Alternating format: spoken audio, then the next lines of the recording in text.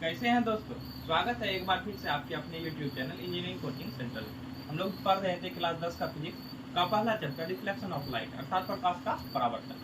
चलिए आज हम लोग देखेंगे रिलेशन बिटवीन F=r/2 या R=2f यानी कि फोकस दूरी और वक्रता त्रिज्या के बीच संबंध। एग्जाम के दृष्टिकोण से ये इसमें सिद्ध करने के लिए कई बार प्रश्न पूछा जा चुका है। किस रूप में? तो जैसे क्वेश्चन रहता है कि गोलीय दर्पण में साबित करे या फिर गोलीय दर्पण में कौन कौन सा दर्पण आता है, अवतल और उत्तल। क्वेश्चन मान लीजिए पूछ लिया कि अवतल दर्पण में संबंध स्थापित करे F=r/2 या R=2f या सिद्ध करे करके भी दे देता है। तो हम लोग चलिए समझते हैं। तो आप क्या किए कि एक हम लोग अवतल दर्पण लिए। अवतल दर्पण कहते हैं किसको? जिसका परावर्तक सतह क्या हो, धंसा हुआ, उसको क्या कहते हैं हम लोग? अवतल दर्पण कहते हैं। अब लघु द्वारा का एक अवतल दर्पण लिया और लघु द्वारा के अवतल दर्पण में हम लोग सिद्ध करेंगे। तो लघु द्वारा के गोलीय दर्पण की फोकस दूरी क्या होती है? उसकी वक्रता त्रिज्या की आधी होती है। दर्पण कैसा है हमारा? लघु द्वारा का है। अब देखिए F= क्या होता है? r/2। F क्या कहते हैं? हम किसको कहते हैं? फोकस दूरी को। R किसको कहते हैं? वक्रता त्रिज्या को। या तो हम कह सकते हैं कि F जो होता है यानी कि हमारी फोकस दूरी जो होती है वो क्या होती है? वक्रता त्रिज्या की आधी होती है। या हम कह सकते हैं वक्रता त्रिज्या जो होता है फोकस दूरी का दोगुना होता है। अब ये कैसे कह सकते हैं इसको चलिए हम लोग साबित करके समझते हैं। तो मान लिए कि हम एक अवतल दर्पण लिए जिसका नाम रख दिया हम लोग क्या? Mn। एक अवतल दर्पण लिए। ये हमारा क्या है? मुख्य अक्ष या प्रधान अक्ष है। अब हम लोग जानते हैं कि अगर उसके समांतर कोई किरण चलती है और अगर दर्पण से परावर्तित होती है, किरण चली और दर्पण से परावर्तित हुई तो वो कहां से गुजरेगी? F से गुजरती है यानी कि हमारी फोकस से गुजरती है। तो मान लिए कि Mn एक अवतल दर्पण है जिसका ध्रुव क्या दिए? P। फोकस क्या है हमारा? F और वक्रता केंद्र क्या है? C। मुख्य अक्ष के समांतर कोई किरण A, नाम दे दिए किरण का A B C, आप कुछ भी नाम दे सकते हैं। कोई किरण A है जो चलती है और M से परावर्तित होकर कहां से गुजरती है? F से गुजरती है। CM क्या किया? हम इस पे अभिलंब डाले। ये वाला कोण क्या कहलाएगा? क्योंकि ये किरण क्या हो रहा है? परावर्तक सतह पे आ रही है तो ये इसको क्या कहेंगे? ये वाले कोण को आपतन कोण कहेंगे। ये टकरा के लौट रही है तो ये वाले कोण को अभिलंब से क्या बनाएगा? ये परावर्तन कोण बनाएगा। तो प्रकाश के परावर्तन के नियम से हम लोग जानते हैं कि आपतन कोण किसके बराबर होता है? परावर्तन कोण के बराबर होता है। ये तो आप लोगों को पता ही होगा। तो एंगल I बराबर एंगल R। अब एंगल I का मान क्या है? सॉरी एंगल I हम लिए क्या है? AMC। तो हम लिख दिए एंगल I बराबर क्या हो गया? AMC। और एंगल R किसके बराबर है? CMF के। यानी कि ये वाला कौन है आपका? CMF। ये लिख दिए AMC बराबर CMF। ये हम क्या हो गया? हमारा समीकरण 1। हाँ, तो किसी भी समीकरण को सॉल्व करने के लिए दो समीकरण चाहिए, किसी भी चीज को सॉल्व करने के लिए। अब चाहे वो फिजिक्स रहे या आपका मैथ रहे। तो चलिए एक और समीकरण खोजा जाए। तो अब देखिए एक और समीकरण खोजने के लिए ये कोण और ये कोण आपस में क्या होंगे? बराबर होंगे। तो हम लोग जानते हैं कि दो रेखा अगर एक दूसरे के समांतर हो और इनसे अगर एक तीसरी रेखा गुजरती है तो ये जो कोण होता है इस कोण के क्या होता है? बराबर होता है। कैसे? एकांतर अंतर कोण से। तो अब देखिए ये रेखा और ये रेखा, देखिए यही रेखा है, ये देखिए किरण गुजर रही है तो ये वाला या ये रेखा दोनों देखिए एक दूसरे के क्या है? समांतर है। और ये जो अभिलंब डाले हैं देखिए तो इन दोनों के बीच से गुजर रही है तो ये जो कोण होगा अभिलंब का इस कोण के क्या होगा? बराबर होगा कि नहीं होगा? यानी कि मान लीजिए कि ये कोण का आप कुछ भी नाम दीजिए, PQR कुछ भी नाम दे दीजिए। ये एंगल Q जो होगा वो बराबर होगा किसके? एंगल I के। कैसे? तो एकांतर अंतर कोण से। तो वही लिखे हम कि एंगल AMC यानी कि ये वाला कोण जो है वो बराबर है किसके? MCF यानी कि MC यानी कि ये वाले कोण के बराबर। ये हम लिख सकते कैसे? एकांतर अंतर कोण से। अब आ गया आपका समीकरण 2 यानी कि आपका आप समीकरण 2 आ गया तो दोनों को आप इक्वेट कर सकते हैं समीकरण 1 और 2 से। अब हम लोग जानते हैं कि दायां पक्ष और बायां पक्ष इक्वेट करके देखते हैं। तो दायां पक्ष देखिए तो दोनों का सेम है AMC। अब जब दायां पक्ष दोनों का सेम है तो बायां पक्ष भी दोनों का क्या होगा? आपस में बराबर होगा। अगर दायां पक्ष सेम है तो बायां पक्ष भी क्या होगा? आपस में बराबर होगा। तो हम लिख सकते हैं कि एंगल CMF बराबर है किसके? MCF के। तो हम लिख दिए एंगल CMF जो है वो बराबर है किसके? MCF के।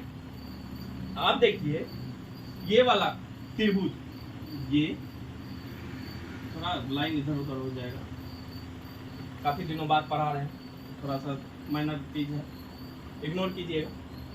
अब देखिए ये वाला त्रिभुज ये क्या है? एक समद्विबाहु त्रिभुज है। समद्विबाहु त्रिभुज का हम लोग नियम जानते हैं, जिस त्रिभुज की दो कोण आपस में बराबर हो उसको क्या कहते हैं? समद्विबाहु त्रिभुज कहते हैं। साथ ही हम लोग जानते हैं कि अगर त्रिभुज की दो कोण आपस में बराबर होगी तो उनकी दो भुजा भी आपस में क्या हो जाएगी, बराबर होगी। ये समद्विबाहु त्रिभुज आप लोग पढ़े ही होंगे 9th क्लास में।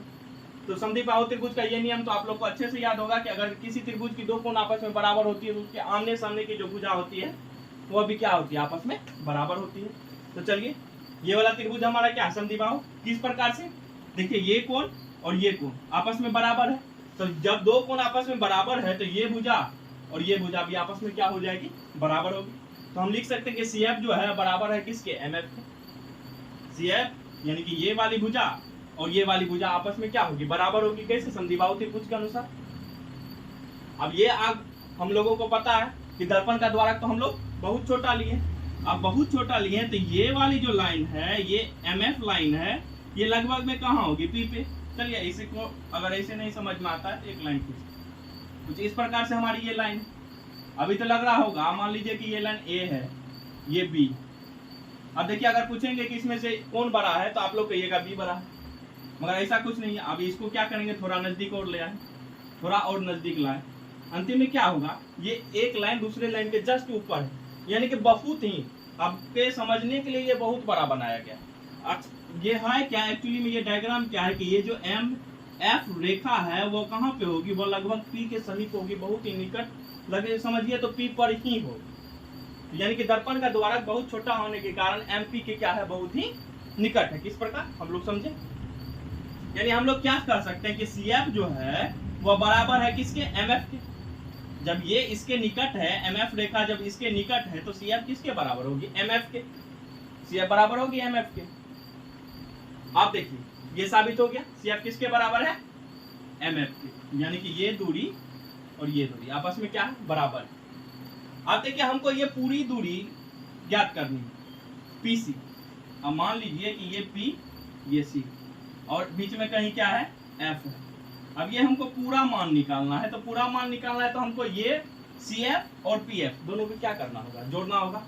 तो जोड़ेंगे तो हमको क्या निकल जाएगा, PC निकल जाएगा। PC बराबर हम क्या लिख सकते हैं, CF और जोड़ PF लिख सकते हैं, किसी प्रकार का कोई दिक्कत। CF जोड़ PF। अब देखिए CF जो है वो बराबर है किसके, PF के। तो आप CF की जगह पे PF लिख सकते हैं या PF की जगह पे CF लिख सकते हैं। किसी तरह का कोई फर्क पड़ेगा, नहीं पड़ेगा। हम लोग को तो साबित करना है किसके फॉर्म में, R = 2F या F = R/2। जब ये फर्क नहीं पड़ेगा तो हम क्या किए, CF की जगह पे क्या लिख दिए, PF लिख दिए। अब देखिए एक PF और एक PF, कितना PF हो गया आपका, 2 PF हो गया। तो 2 PF हो गया तो हम लिख दिए 1 1 2, तो 2 PF किसके बराबर, PC। अब आप लोगों ने पढ़ा पिछली कक्षा में कि P और C यानी कि गोलीय दर्पण के ध्रुव से वक्रता केंद्र की दूरी को क्या कहते हैं हम लोग, वक्रता त्रिज्या कहते हैं। तो इसको किससे दर्शाते हैं, वक्रता त्रिज्या को R से। और गोलीय दर्पण के ध्रुव से फोकस तक की दूरी को हम लोग क्या कहते हैं, फोकस दूरी। अब देखिए PF क्या है, ध्रुव से लेके फोकस तक की दूरी है। तो 2 का तो 2 हम रह जाएगा। अब PF क्या लिख देंगे हम लोग, F लिख देंगे। कैसे लिखे, ये समझ में आया। गोलीय दर्पण के ध्रुव से लेके फोकस तक की दूरी को हम लोग क्या कहें, फोकस दूरी। तो R = 2F। अब ये गुना में है तो ये इस साइड आएगा तो ये किस में आ जाएगा, भागा में आ जाएगा। F बराबर हम लिख सकते हैं R/2। किसी तरह का कोई दिक्कत, समझ में आया। एक बार फिर से समझिएगा। तो चलिए समझ लेते हैं अच्छे से। गोलीय दर्पण में साबित करने के लिए कह रहा है या सिद्ध करने के लिए, सिंपल भाषा में बोलिए, क्या सिद्ध करने के लिए कह रहा है कि F = R/2 होता है या R = 2F होता है या नहीं होता। तो चलिए हम लोग क्या किए, पहले एक अवतल दर्पण ले लिए। अवतल दर्पण लिए तो उसका नाम रखे क्या, MN नाम का एक अवतल दर्पण। कोई भी नाम रख सकते हैं आप, इसमें कोई सी भी तरह का कोई दिक्कत नहीं। MN क्या किए, एक अवतल दर्पण लिए जिसका ध्रुव क्या था हमारा, P, फोकस क्या F और वक्रता केंद्र क्या था, C। मुख्य अक्ष यानी कि ये जो हमारा प्रिंसिपल एक्सिस है इसके समांतर क्या किए, एक किरण आए जिसका नाम भी हम लोग रख दिए A। मुख्य अक्ष के समांतर जब किरण आती है तो वो दर्पण से टकराकर कहाँ से गुजरती है, फोकस से गुजरती है। ये तो आप लोग को पता ही होगा कि मुख्य अक्ष के समांतर जब किरण आती है वो टकरा के कहाँ से गुजरती है, फोकस से गुजरती है। तो ये किरण आए M से टकराई और कहाँ से गुजरी, F से गुजरी। अब परावर्तन के नियम से हम लोग जानते हैं कि अगर यहाँ पे अभिलंब लिए, ये दोनों हिस्सा क्या होगा।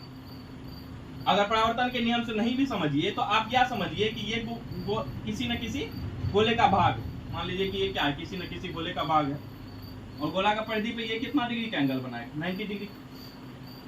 ये देखिए तो किसी गोले का भाग है, इस पे क्या है, अगर कोई भी रेखा परपेंडिकुलर कहीं से भी लेंगे तो ये कितना डिग्री का एंगल बनाएगा, 90 डिग्री का।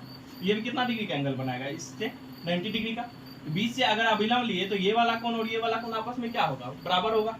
तो परावर्तन के नियम से हम क्या कह सकते हैं, आपतन कोण जो है वो बराबर है किसके, परावर्तन कोण के।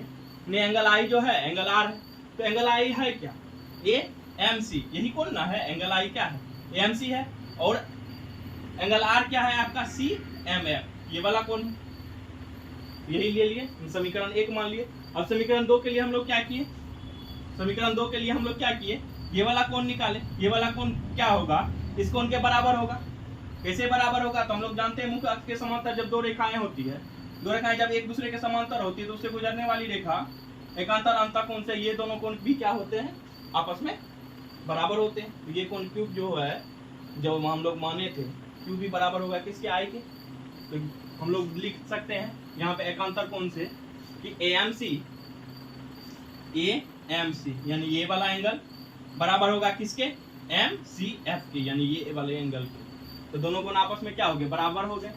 अब हम लोग जानते हैं कि चूंकि क्या है, MCF क्या है, एक समद्विबाहु त्रिभुज है, और समद्विबाहु त्रिभुज में किसको कहते हैं, जिस त्रिभुज की दो भुजाएं या दो कोण आपस में क्या हो, बराबर है। तो दो कोण अगर बराबर है तो उसके आमने सामने की भुजा किसी भी त्रिभुज में क्या होगी, बराबर होगी। समद्विबाहु त्रिभुज का यही नियम क्या था, तो दो भुजा आपस में बराबर, तो CF बराबर किसके होगा, MF के। तो हम लिख दिए CF बराबर क्या है, MF। अब हम लोग शुरू में ही माने थे कि लघु द्वारक का गोलीय दर्पण, यानी कि इसका द्वारक क्या है, बहुत छोटा है, बहुत छोटा द्वारक है, तो यानी कि ये जो M पॉइंट है ये P के ही निकट होगा, यानी कि लगभग में यहाँ कहीं होगा। तो जब P के निकट होगा तो ये वाली दूरी जो है और ये दूरी जो है दोनों आपस में क्या होगी, बराबर होगी। तो बराबर होगी तो हम क्या कर सकते हैं कि CF जो है वो किसके बराबर है, PF के। और हमको क्या निकालना, PC निकालना है, तो PC बराबर क्या हम लिख सकते हैं, CF जोड़ PF। PC बराबर हम क्या लिख दिए, CF जोड़ PF। आप देखिए CF बराबर किसके है, PF की। CF के जगह पे आप क्या किए, PF रख दिए। तो PF जोड़ PF कितना PF हो गया, 2 PF। अब PC किसका मान है, गोलीय दर्पण के ध्रुव से लेकर वक्रता केंद्र की दूरी को क्या करते हैं हम लोग, वक्रता त्रिज्या R, और 2 PF यानी गोलीय दर्पण के ध्रुव से लेकर फोकस तक की दूरी को क्या करते हैं हम लोग, फोकस दूरी। 2 का 2 रह गया और यहाँ पे क्या आ गया, F। अब इसको 2 को इधर भेज दीजिएगा तो ये गुना में है तो इधर क्या जाएगा, हो जाएगा, भागा हो जाएगा, यानी F = R/2 या R = 2। आराम से था सत्यापित। उम्मीद करते हैं आप लोगों को वीडियो समझ में आया होगा। समझ में आए तो हमारे चैनल को जरूर सब्सक्राइब कीजिए और वीडियो को लाइक कीजिए दोस्तों। धन्यवाद।